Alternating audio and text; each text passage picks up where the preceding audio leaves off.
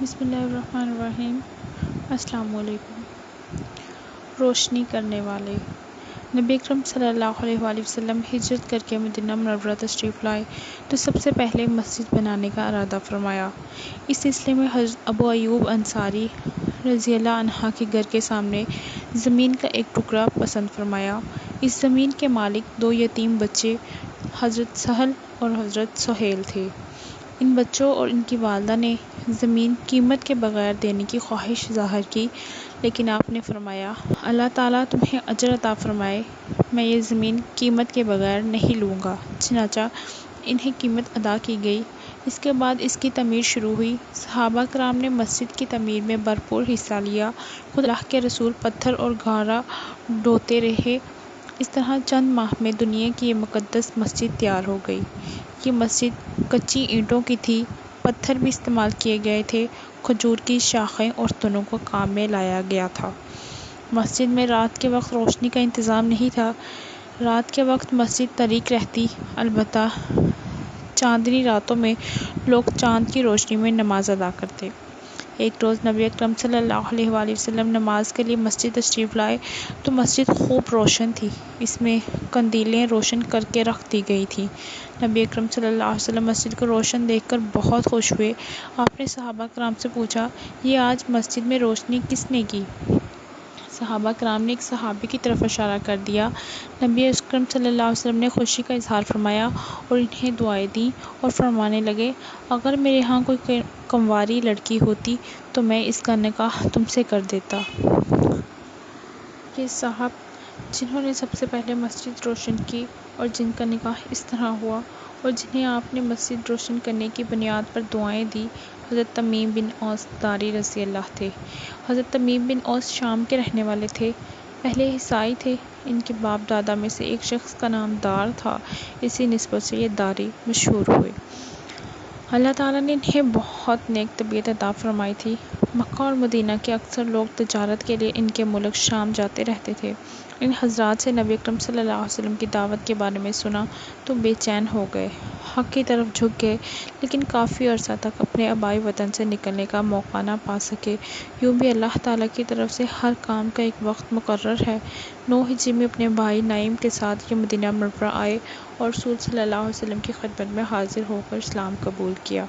اگرچہ بہت بعد میں اسلام لائے، لیکن پھر بھی بڑے صحابہ میں شمار ہوا۔ اسلام لانے کے بعد مدینہ منورہ ہی میں رہائش اختیار کی۔ ابن ایسر رحمۃ اللہ نے لکھا کہ شام سے مدینہ آتے ہوئے یہ اپنے ساتھ کچھ قندیلیں اور ان میں جلانے کا تیل لے آئے تھے۔ مسجد نبوی کو انہوں نے ان قندیلوں سے روشن کیا تھا۔ یہ پہلے شخص تھے جنہوں نے اللہ کے گھر میں روشنی کا انتظام کیا۔ ایمان لانے کے بعد غزوہ تبوک میں شرکت کی، کچھ چھوٹی مہمات میں بھی شریک ہوئے اور جہاد کرتے رہے۔ اپنے قرآن کا علم بھی حاصل کیا اور عالموں میں شمار ہوئے، بلکہ آپ قرآن کو جمع کرنے والے صحابہ میں شامل ہیں۔ اسلام سے پہلے چونکہ عیسائی تھے، اس لیے انجیل سے بھی واقف تھے۔ آپ نے ان کی گزر اوقات کے لیے انہیں ملک شام کا ایک گاؤں بطور جاگیر عطا فرمایا اور اس کا تحریری فرمان لکھ کر انہیں دیا تھا، جبکہ ابھی شام فتح نہیں ہوا تھا۔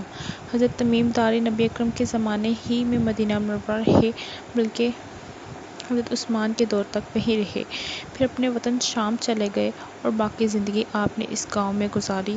آپ نے وہیں 40 ہجری میں وفات پائی۔ آپ کے ہاں صرف ایک لڑکی پیدا ہوئی، اس کا نام رقیہ تھا، اسی نسبت سے آپ ابو رقیہ کہلاتے تھے۔ آپ کا شمار عالم فاضل صحابہ میں ہوتا۔ عبادت گزار بہت تھے، اپنی اوقات کا زیادہ تر وقت عبادت میں گزارتے، اکثر ساری نماز پڑھتے رہتے، تہجد کی تو سختی سے پابندی کرتے تھے۔ اللہ کا خوف بہت تھا، قرآن کریم کی آیات پر اکثر رو دیتے۔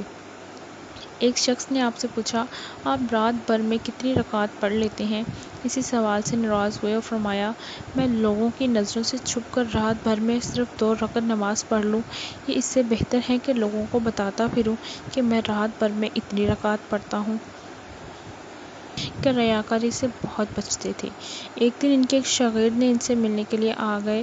انہوں نے دیکھا وہ گھوڑے کے لیے دانہ صاف کر رہے تھے اور گھر کے دوسرے افراد ان کے پاس بیٹھے تھے۔ شاگرد نے حیران ہو کر پوچھا، کیا یہ کام گھر میں کوئی اور نہیں کر سکتا؟ حضرت تمیم رضی اللہ نے فرمایا، بھائی کرنے کو تو کر سکتا ہے، لیکن اس صورت میں میرا اجر جاتا رہے گا۔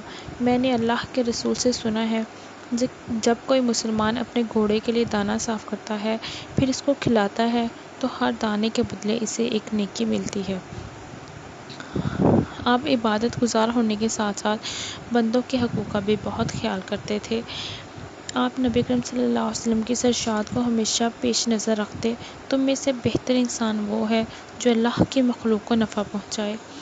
حضرت عمر فاروق کے زمانے میں ایک بار حرہ کے مقام پر آگ بھڑک اٹھی۔ اس کے پھیل جانے سے کھجور کے باغات جل سکتے تھے، چنانچہ حضرت عمر حضرت تمیم کے پاس گئے اور انہیں آگ بھڑک اٹھنے کی اطلاع دی۔